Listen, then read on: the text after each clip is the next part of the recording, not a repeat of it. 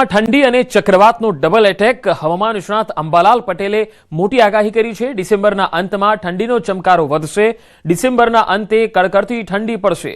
22 December બાદ આકરી ઠંડી પડવાની છે। અંબાલાલ પટેલે આગાહી કરી છે। હવે રાજ્યમાં ઠંડી અને ચક્રવાતનો ડબલ એટેક જોવા મળશે। 22 ડિસેમ્બર બાદ આકરી ઠંડી પડશે।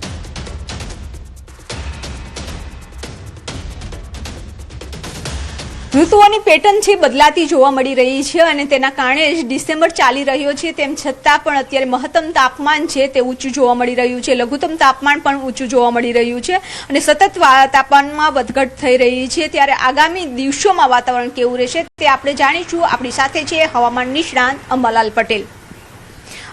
કાકા, હા, અત્યારે જે 15 દિવસ છે હવે 2025ના, આગામી દિવસોમાં વાતાવરણ કેવું રહેશે? હમણાં આપણે જોવા જઈએ તો આ વખતે પશ્ચિમી વિક્ષોભ નબળા આવ્યા છે અથવા બરાબર આવ્યા નથી। હવે તારીખ 16 થી 18 દરમિયાન એક પશ્ચિમ વિક્ષોભ આવશે અને ત્યાર પછી એક પશ્ચિમ વિક્ષોભ આવતા રહેશે।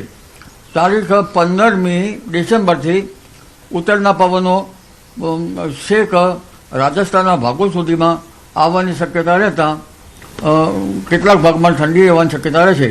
આમ છતાં 16મી ડિસેમ્બરથી કેટલાક ભાગોમાં લઘુત્તમ તાપમાન વધવાની શક્યતા રહેશે, જેમાં મધ્ય ગુજરાતના ભાગો અને દક્ષિણ ગુજરાતના કેટલાક ભાગો તેમજ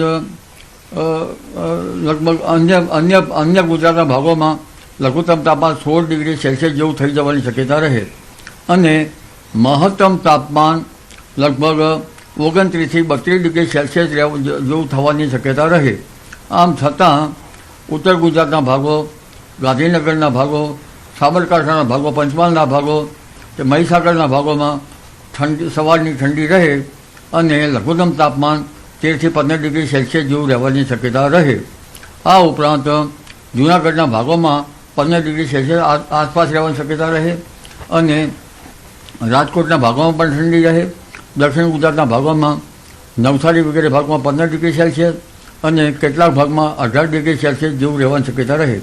સમુદ્રના ભાગોમાં ક્યાંક 18 થી 20 ડિગ્રી સેલ્સિયસ જેવું લઘુત્તમ ઉષ્ણતામાન રહેવાની શક્યતા રહે। મહત્તમ ઉષ્ણતામાન 29 ડિગ્રી સેલ્સિયસ આસપાસ રહેવાની શક્યતા રહે। એટલે કેટલાક ભાગમાં 16મી ડિસેમ્બરથી ઠંડીમાં ઘટાડો થાય। ફરી કાકા, ઠંડી ક્યારથી વધશે? ફરી ઠંડી વધતા પહેલાં જોઈએ આપણે કે લગભગ મધ્ય ગુજરાતના ભાગોમાં અને થોડીક ઠંડકમાં ઘટાડો થવા છતાં દેશના ઉત્તરીય પર્વતીય પ્રદેશોમાં એક હળવા મધ્યમ પ્રકારના પશ્ચિમ વિક્ષોભ તારીખ 18મી બાદ આવતા જ છે અને જેના કારણે તારીખ 18થી દેશના ઉત્તરીય પર્વતીય પ્રદેશોમાં હિમવર્ષા અને ક્યાંક બરફવર્ષા થવાની શક્યતા રહેશે। તારીખ 20 થી 21માં પણ